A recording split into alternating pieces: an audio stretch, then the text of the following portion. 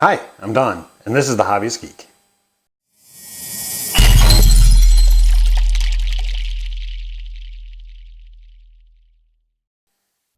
Welcome back, y'all. Today we are continuing the Queen Anne's Revenge. Hopefully finishing it. I'm going to make every effort to do so. Last time around we had a very long day putting the hull on this puppy here. And it is looking beautiful so far. With any luck, today we will finish this off. We really just got the rigging and sails and the bottom of the hull to finish it off. Hopefully it won't take as long as last time. If I remember right, it was about 8 hours just to get the hull on. And that's just build time.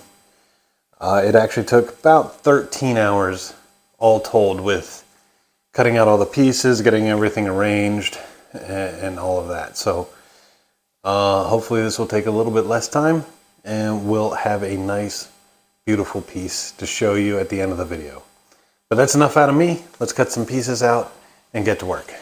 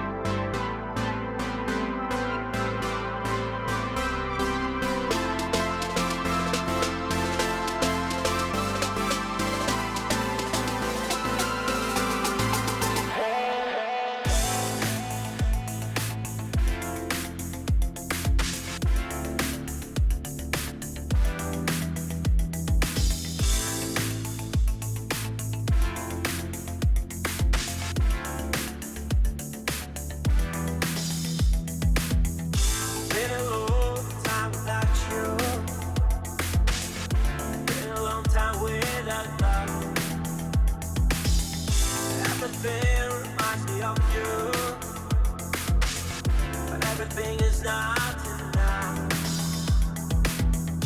Really out by the ocean, among all those white hot sands,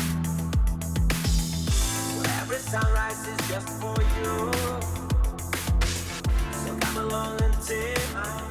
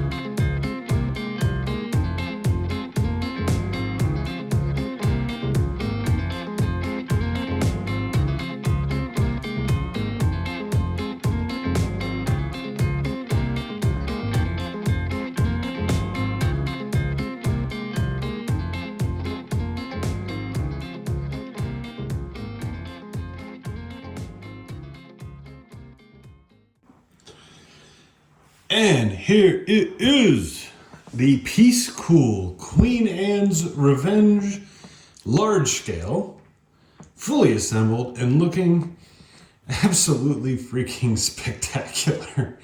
It really is.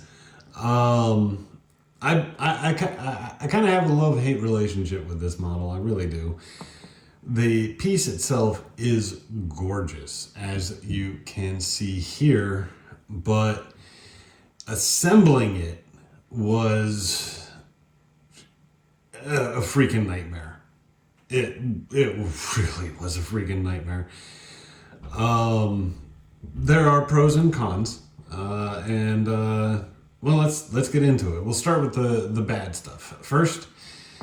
This is not an accurate representation of the Queen Anne's Revenge. The Queen Anne's Revenge had 40 cannons. This has 18. I'm not entirely sure what else may be inaccurate on it, but that, at the very least, is inaccurate. These lanterns, they're all over the piece. And this has got to be the worst design for these lanterns I've ever seen. These things sucked to put together. And I am sure that they look ridiculous if you get in really close, because it was just a pain to put them on. There's some gapping down below because I couldn't get it just right. There's detail that is almost indistinguishable from the rest of the piece, so you can't really see it even though it's there.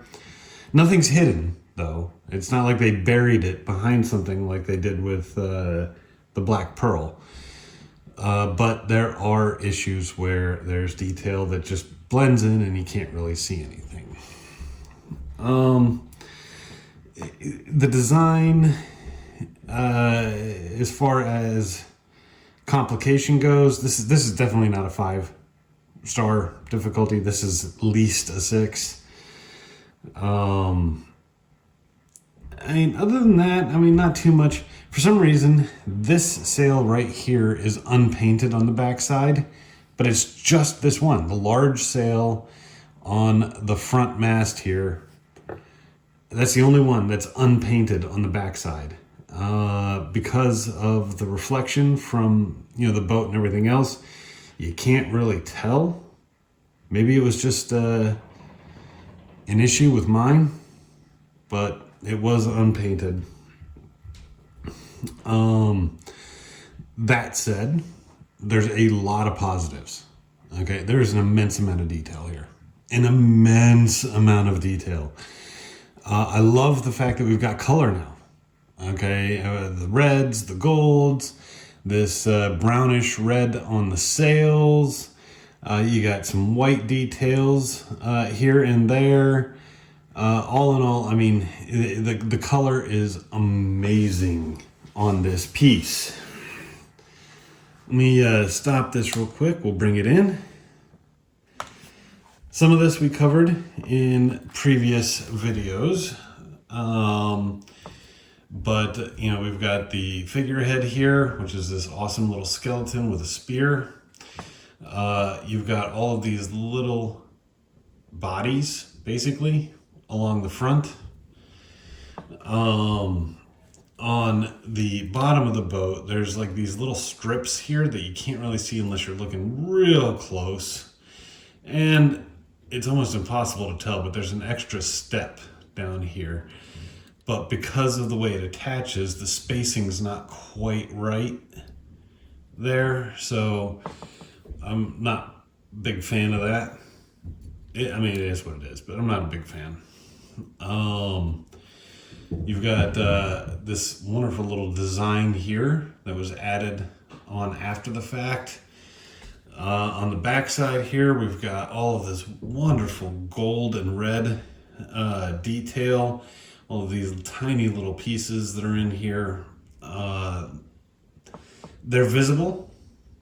Not a lot of people are going to see them because it does kind of blend in. But it is gorgeous. On the bottom of the boat, I'm pretty sure I missed the tab in the hole right here. But you can't really tell, which is good. Not a lot of gapping there.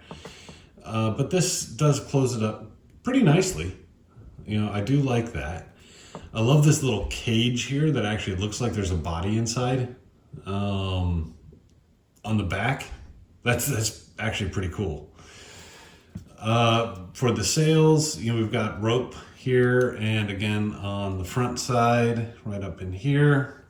Just kind of wrapped around as a little extra detail. Tons of rigging lines all over this thing. Definitely some of the more difficult rigging pieces of this model, but interestingly enough, not as difficult to accomplish as some of the other pieces in this line. So we were able to get all of the rigging lines in there. I'm sure you can see, you know, some of them coming down here. Of course, they're black, so it's kind of hard to see. Coming in a little closer, let's see if I can get it to focus a little bit. There we go.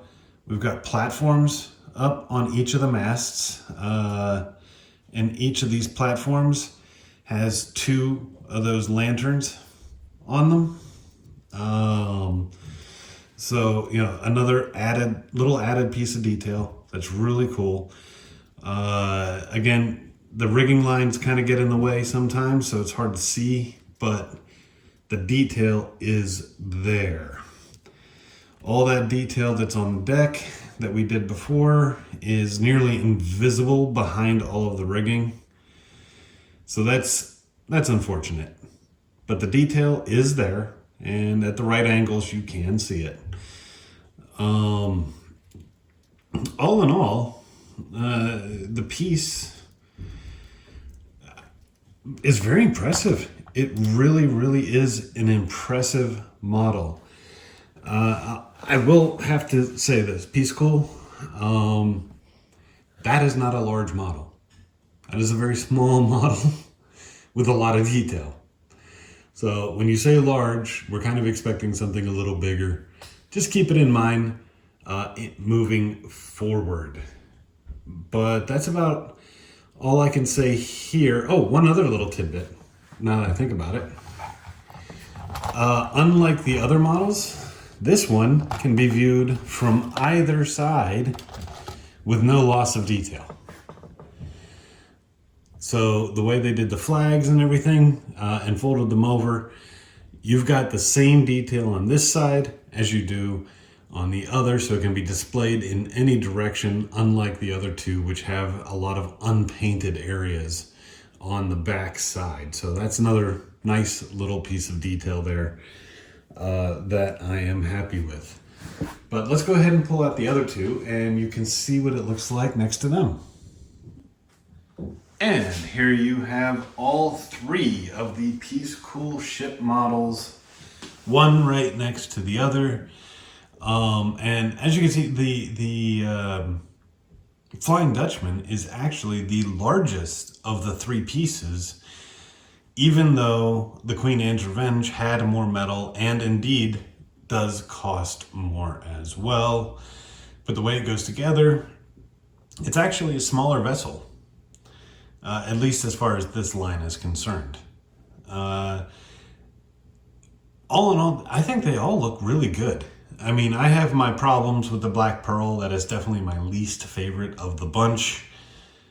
But both the Flying Dutchman and the Queen Anne's Revenge came out looking absolutely gorgeous. And I am very happy to have all 3 of these in my collection. That's about it for today. I really hope you enjoyed the video, and I hope you enjoyed the series. If you did, please remember to like, share, and subscribe, and leave a comment below. Let me know what other lines you would like me to take a look at. All right, I'll see you guys next time. Have a great day.